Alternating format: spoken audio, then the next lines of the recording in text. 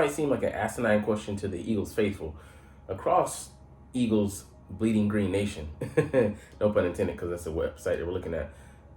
We would say Jalen Hurts is definitely not overrated. He's underrated in what he can do. But for those not a part of the pantheon and the legion of Eagles faithful, not most, a lot of people would say, yeah, Jalen Hurts is severely overrated.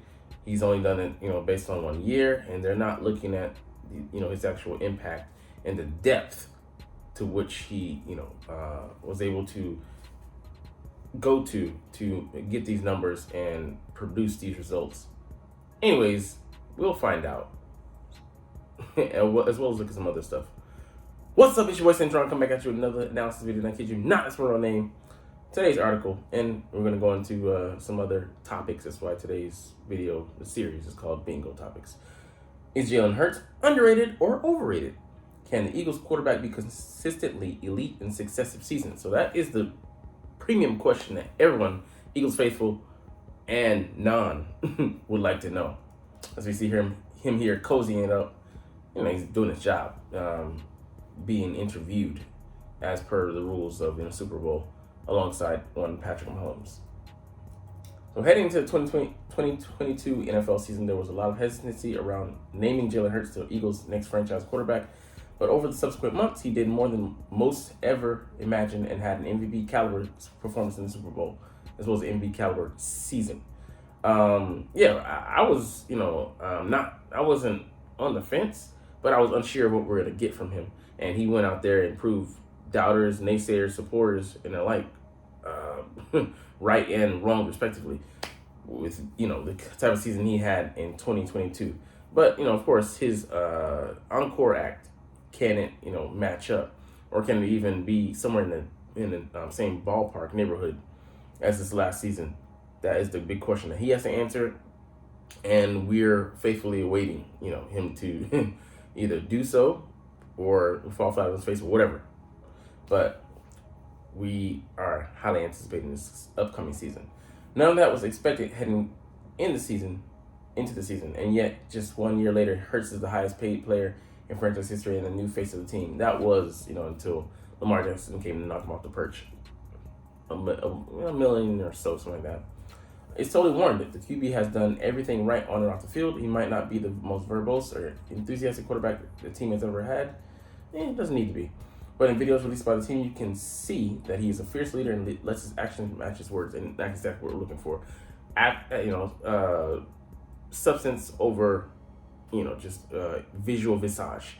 Don't care how he looks, as long as he gets the job done, and he's looked good doing it too as well. So give him style points along to go with actual points that calculate up to actual score. But yeah, the dude just he's done so much. He's been disciplined. He's put in the work. He's proved that the talent is just not in name only. He's willing to put in the man hours to be great. So just a year after he was underestimated, Hurts is not expected to lead the team back to this postseason and get that Super Bowl victory that they missed by this much. I mean, it is what it is. He did miss, so that's all that matters. But is that kind of follow-up performance realistic? With the way that Hurts carries himself and the way he's dedicated to improving every day, theoretically he should look better than ever when he comes back to training camp, which is a tall feat given how great he was last season. But there's some areas he can improve on, and he knows what those are, and he's diligently committed to approaching those and trying to get better at those weaknesses. And he doesn't let us know what they are, even though we can surmise what some of them might be. But he's playing it pretty close to the pretty close to the chest, keeping it close. That information obviously would be guarded, of course. But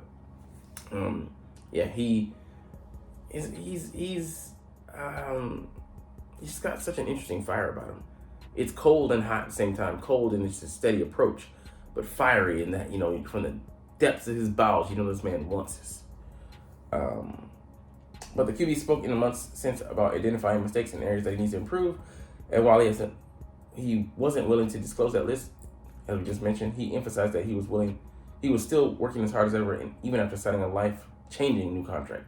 6 years, 5 years, $255 million, I want to say. In case you need a reminder, Hurts finished the 2022 NFL season 14-1 in the 15 games he played in. So he didn't play in 2 because he missed those that Gardner Minshew was starting in place of him in. And those were the Saints game and the Cowboys game, I think before the Saints game. But in all the games he played, he played in, he took 2 losses, and he gave, and he gave us 16 wins. So, great record, 16-2. I mean, of course, the cherry on top would have been the Super Bowl, and that makes it a disappointing season, of course, but those are the facts. 306 completions for 3,701 yards and 22 touchdowns and just 6 interceptions. In addition to his 165 carries for 760 yards and 13 touchdowns. In the postseason, he completed 58 passes for 579 yards and 3 touchdowns, plus had 35 carries for 143 yards and 5 TDs. So he lit it up. And yeah, he did have a slew of rushing TDs and only 3 touchdowns, but I don't even think he threw a pick, which is stellar, outstanding. Shows the premium that he puts on taking care of football. He was named to the Pro Bowl, on the Burt Bell Award, which I had never heard of, nabbed 2 votes for MVP, and set the litany of new franchise and league records along the way. So excellent work. People are shy to include Hurts in the top tier of elite NFL quarterbacks alongside Patrick Mahomes and Joe Burrow. But, the players, Justin Jefferson came out and named his top quarterbacks, and Hurts was number 4. Ahead of him was Patrick Mahomes, Joe Burrow, and another guy I'm thinking of. I can't remember his name. But, Dak was nowhere to be seen in his top 5. But people, reticent to do it. I get it because, the one great year that he's had and them needing to see a repeat performance. But for us, the Eagles faithful, and, people just that pay attention to the film, you can see that even if he doesn't reach the lofty status and numbers that he, accumulated this past season, he theoretically isn't going anywhere anytime soon. He's going to, remain at the top, and he can only go upwards. The ceiling is Patrick Mahomes because he's the number 1. He's the best, guy in the game right now. And the floor is like, let's just say he's a top 10 season. Still, most teams would kill for that because they're not getting that. Ergo, they're not pushing for Super Bowls. Even after such a momentful season. Momental. I don't even think that's a word. Come on now. It's ridiculous to watch what Hurts did on the field and think that he's anything other than a top 5 quarterback in the league. But he still needs to prove that he can perform like that consistently, season over season. So, I get that. Again, there's no reason to think that he won't. He's built for this, but the proof will be on the field in 2023. Exactly, he has to go out and prove it. And I don't blame people for saying that because the league is a year-to-year league. And that's why teams are so, uncomfortable giving so many guarantees because they really want to see players go out there and prove it. Because if you do that and they stink it up, or you made a mistake in evaluating the talent, or just having to, be everything fell into place, it was a lucky year, and opportunity met preparation more, so than other circumstances surrounding the situation, you're screwed.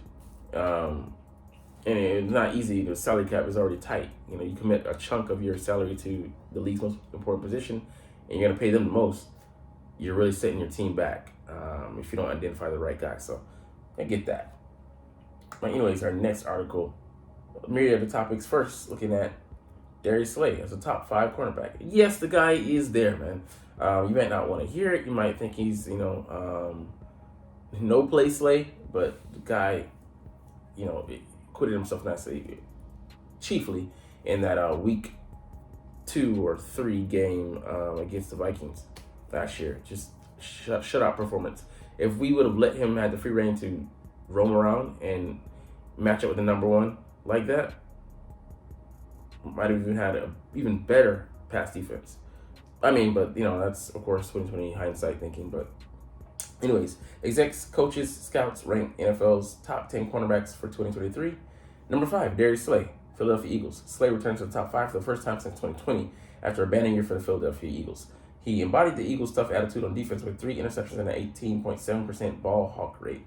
So probably closing on the ball, distance and proximity to the receiver, passes allowed within his controllable area, coverage downfield, passes batted, and then contested rate. So a lot of things probably included in that. I think he was better because he was allowed to match wide receivers on both sides of the field and truly fulfill those number one corner duties. Yeah. Which they should have been allowing him to do more than, Gannon sticking him on one side and just letting him get bored and not really allowing him to be challenged. Slay has broken up 133 passes over the past 10 years in the league, more than any player in that span. That's a good number, but it's not all the end all be all. He's always the forgotten guy in the top group of corners, but he's been a benchmark, honestly. An AFC guy said his game has held up really well, can still really run, physical, wants a big matchup, always consistent. Yeah. And, people that look beyond the abysmal performances, that he had due to the scheme setup, highlighted in the Super Bowl, where, not allowing the corners to play their strengths and the defense to, play their strengths. Their capabilities are just utterly disappointing because he had all the tools. One of the most talented defenses I've ever seen, period, across all 32 teams. And I would say the best defense I've seen in Philadelphia, but it was all for naught because, we didn't win it all. 2017 defense was under that one, and we won it all because we had better cohesion. We had a defensive coordinator who knew what, to call. And yeah, the Super Bowl was a, shootout. That being said, we did get stops when we needed to. And this one, that's the difference between this one and that one, 2017 and 2022 Super Bowl. We could not absolutely get a stop at all. Like, it didn't matter. There were some key plays made in the 2017 Super Bowl that did define the game. Knocking Brandon Cooks out the game. Stopping Brady on some key downs. And at the end of the game, strip sack. So, those stand out because we actually made plays. This past one, we weren't able to do shit. And that was the difference. Because the Chiefs made a couple, and we just didn't. Which Eagles undrafted free agents will make the roster? I'm looking at receivers that could do it. Nagata and Hasselwood have talent. I would prefer Nagata if he, can get separation and improve himself as a receiver. Maybe play the Zach Pascal route. Role in our defense. On our offense. Because we're going to solely miss a guy who does the dirty work and lets the other receivers shine. I'm hoping Ben Van Summer can make it, because if you need linebacker depth, then he could be definitely a promising one for the future and at a cheap cost because he was an undrafted free agent. Maybe some of these corners, we'll see, who, because we're going to be thick at corner, this year, and we're not going to be able to fit everybody in there. So we'll see how that goes. But yeah, there's smattering of guys that we have. That talented, of course. I'd love to see. He was cut last year, so you could technically say he qualifies for this year. Noah Ellis, the brother of Christian Ellis, big run stuffing nose tackle that gives us great girth. At D tackle to play that role in the case of Jordan Davis going down. This guy can come in and just plug. That's all we need him in. Plug him in. That's it. Glad raps. But there's some O-linemen. There's some there's not tight ends. That's about it. The punter, I would love for him to take the job of our incumbent from last year. But anyways, there's a lot of guys that not going to make the roster. Hopefully, they make the practice squad and can and be serviceable for next year. Quez Watkins versus Olamide Zaccheaus. Who wins the wide receiver 3 job? I would bet my money on Quez, like they're saying here, just because he is the returnee from last year, and I mean, barring a huge disappointment, he has the lead on the role. He knows the offense in and out. He also gives us flexibility. Not saying that Olamide can't play outside, but he's a shorter guy. In the event that Devonta Smith or AJ Brown goes down, bars, Quez would be the natural fill-in because he has the size. I think he's like 6'3", almost 6'4", and he can run, as well as he has. His profile is better as an outside receiver, which is stick him on the inside. Just kind of making the most of what we have. But Olamide, I think he's a better fit at slot. Maybe runs more precise route. He runs more precise routes. Doesn't have breathtaking speed, but he runs a solid 4.4, and he can be crisp, be on time, and I think he can have good yak potential. So I'm hoping they use both, and maybe they even use him to do some dirty work, like I just mentioned with Zach Pascal, not being in that role, him being in Arizona and following Jonathan Gannon out to the desert. We'll see how that goes, but at the very least, I hope he definitely pushes and challenges Watkins so he can be at his best this season and not be up and down like it was last year and cost us. Deebo Samuel's rolling the bell during the CBS interview. Damn. Yeah, you just don't do that. It's protocol. He was being paid for it, basically, what they're saying. And he just took the money and ran and just dishonest. You can't handle the heat. Don't take the money that, funds the kitchen. So, it was just very soft of him. But, the guy's been butthurt about that, the NFC Championship for, the past half year. Hasn't gotten over it. Why would you sign up for something? All he was seeing was dollar signs, like he was Ty. But he shouldn't have put himself in that position. But, the things we do for money. And, I get it. But at one point, he looks soft, weak, and wah. Just that's a baby. He was a real gold digger. Yeah. Fool's gold out there in San Fran. All right, anyways, the Cowboys will soon face challenges after giving the contracts to the biggest stars. So, they have to, re-up some people. Can keep Terrence Steele, even though he's on the men. He's profiled to be one of their, more talented linemen. Tony Pollard, what are they going to do with him? Tyler Bidaz. I love for them to keep him because I don't think he's going to elevate much beyond being an average player, just another guy out there. But they typically overvalue their own. I'd love for them to do it again and just keep the Samsara cycle going with Jerry Jones. But I hope the Cowboys don't get smart. Don't let them get smart, man. Don't let them actually think and actually make smart moves out there. All right, were the Giants lucky in 2022? Yes. But there was also some I would say more. It was just more than smoke and mirrors, but this year will tell us a lot because they're going to face a tougher schedule like not anybody in the NFC East. Everybody in the NFC East is going to get this year as far as that schedule work. And, Giants are no exception. And, we'll see how their slew of number two and number three slot receivers goes, and can they step up on defense? They got Wink Martindale some more talent. A year in his system. Likely with Dayball. Same with Dayball. Another year for him to get adjusted, and you kind of committed to Barkley. They're in contract talks right now, as well as committing to Daniel Jones for the next 4 years, giving him $160 million. So the cap numbers are high. So for better or worse, this is your team, and you made your bones. Overhaul isn't going to happen in just one season, but you improved on some of the positions and some of the weak points, especially that line. You got a new center. Maybe he might be legit, but what can Lily this year? Is Andrew Thomas going to have another banner year? So we'll see how things goes, but how things go. But there's a lot to work on there in New York, and it will be tested very early and often, especially with that schedule. I think in from weeks 1 to 7, it's brutal. All right, now the Washington Commanders. Nobody cares. They're not going anywhere, and the line is weak. We know that. Doesn't matter how you try to dress it up. Putting lipstick on a pig it's still a pig that you're kissing.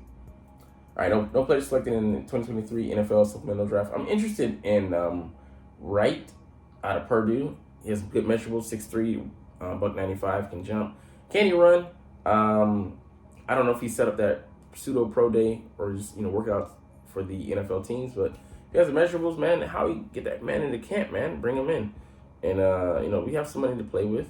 If you could identify a future receiver, not just a guy for now, but a guy that can take Quez's role next year and moving on. Olamide Ezekiel's role next year and moving on.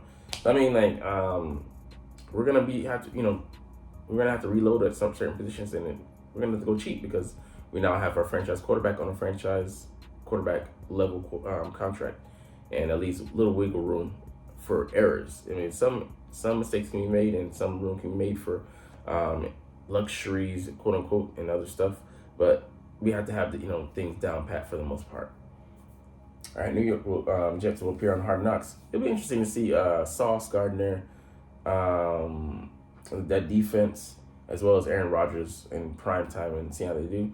I won't watch it. I'll be too busy breaking down the Eagles preseason stuff, but it'll be interesting to see some of the highlights and some of the sound bites that come out of that.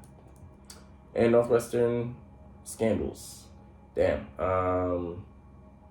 Yeah, what else is new with college football? If you're not cheating, you're not trying to be beating. And I ain't talking about them cheeks. Anyways, we're going to get up out of here. That's all we have for today. You're not even watching. No, you didn't even make it this far. But it's all good. Because, as always, it's fly, Eagles, fly, and let's motherfucking go. Like, comment, share, and subscribe if you like. Thanks for watching. Check me out at Cintron Anime, Cintron Life, or Cintron Laughs, or other social media.